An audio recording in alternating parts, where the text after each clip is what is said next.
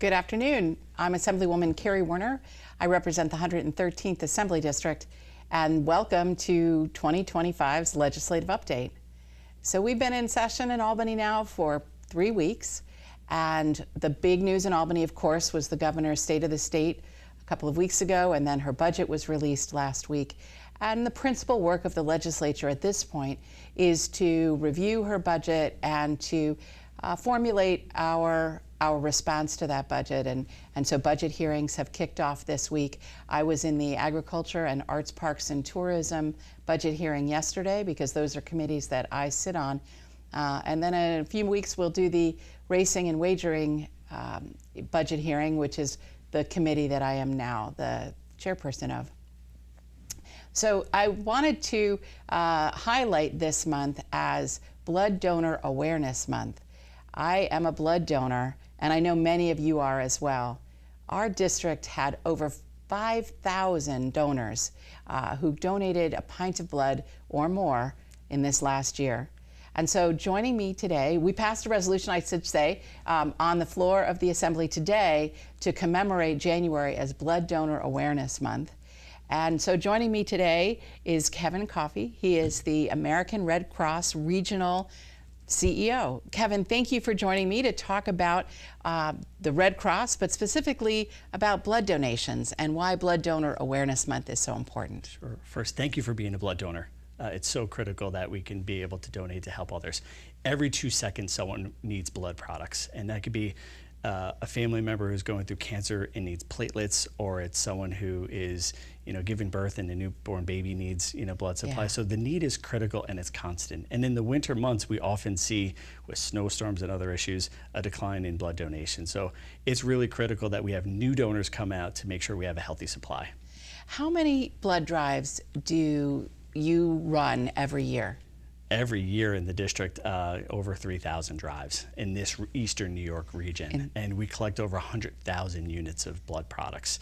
So we really rely on the generosity of the American public to come out and roll up their sleeves. It's a quick and painless process, but also you get the satisfaction of knowing that you're helping someone in need. Yeah, I was thrilled to be able to sponsor some blood drives this year, and I know my district, just the 113th Assembly District, I think we had 180 blood drives this past year, yeah. Which is a pretty phenomenal number. Yeah, it's incredible. And when folks go on redcross.org and they find a blood drive near them, it's accessible. We have blood drives in communities all the time, and you can even sponsor your own blood drive and bring your own community group out to, whether you're an employer or you want to bring your school together.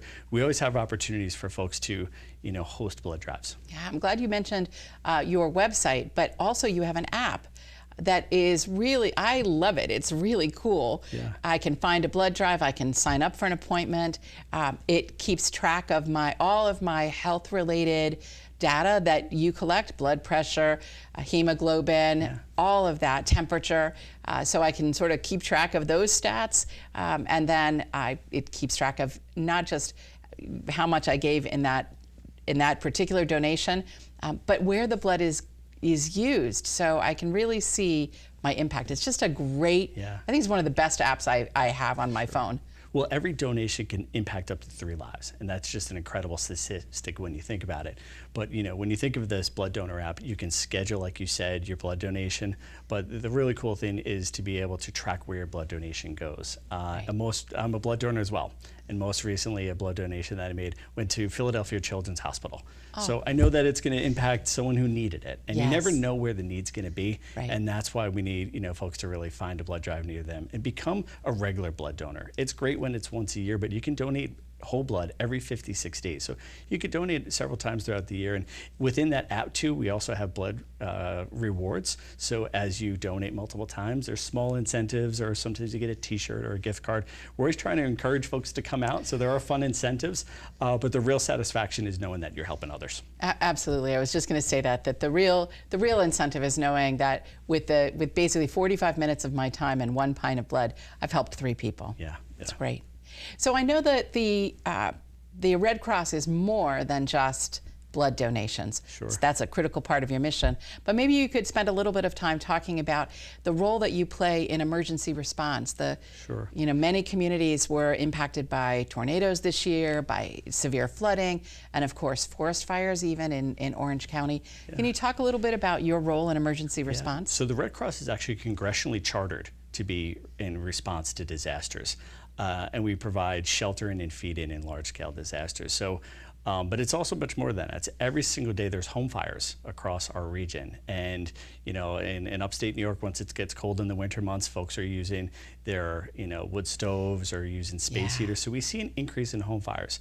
Volunteers across this region will be able to respond to those disasters and provide immediate assistance.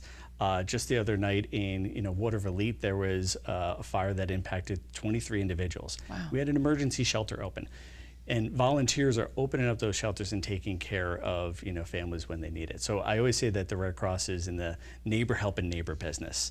And anyone could be part of the American Red Cross. You see it on the news in California with the wildfires, communities come together, and you see the Red Cross is there. But the Red Cross is everywhere because it's, anyone can join the Red Cross. And last week was, MLK Day, and, one of my favorite quote of his is, anyone can be great because anyone can serve. And anyone can be part of the humanitarian mission of the Red Cross to prevent and alleviate human suffering. One of the things that I really value about the communities that I represent, one of the things that I have noted is how generous people are in helping those neighbors that they have that are in need, whether that is doing a supper for them at the firehouse, or a basket raffle, or coming together to lift them up and just celebrate their accomplishments. And I think that the role that the volunteers play, and is one of those roles that is underseen. Like it happens, and nobody necessarily knows that they're out there until they need them. And that kind of generosity of spirit and being willing to give of your time and energy is just so phenomenal. Yeah, if you think about, just going back to blood for a second, we have volunteers who drive blood products from the hospitals to the blood drives to their testing facility. We have over 50 volunteers in the capital region, and they're driving all throughout the area hospitals. They're in Saratoga Hospital, they're in Glens Falls Hospital. So they're really making sure that, that's a volunteer that is on the road each and every day. And if there's a trauma event or a critical need at one of our area hospitals, volunteers are on call 24 hours a day to be able to get that product there. So there's so many different ways that volunteers can serve at the Red Cross mission. You can deploy to a disaster, you can help at a local home fire, but also you could be in our schools providing preparedness information to children. So many ways that folks can be involved, but like you said, the generosity of the human spirit is making sure that we take care of one another when there's challenges. So if I wanted to be a volunteer, I know how to be a blood donor. If I wanted to be a volunteer with the Red Cross to do some of the things that you just mentioned, how would I go about it? So it's very simple. Go to redcross.org and volunteer. And through there, there's a questionnaire. Like, do you want to volunteer in person? Do you want to be behind the scenes and work from home? Would you like to, support the Service to Armed Forces program? We have volunteers that are in the VA hospital. Maybe that's a program that you want to support.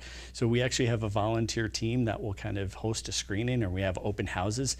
And then we have regular chapter meetings. So there's so many different ways to become involved, but all of that information is on redcross.org. Kevin, thank you so much. It has been a pleasure to talk with you, and I am so impressed with the breadth of your organization and really the quality work that you do. No, thank you for your advocacy and your support, and thank you for being a true ambassador of the Red Cross mission. It's my pleasure. It's my pleasure. So as we wrap up today, I just want to say it's easy. Roll up your sleeves, give a pint of blood. You'll help 3 people. And how amazing is that? That with just a half an hour, 45 minutes of your time, and believe me, the volunteers or the staff that do the arm stick are really good. So I just want to say thank you so much for your time and your attention. I'll be back later this month with more information about the state budget and how we're progressing with that. But for now, this is our legislative update.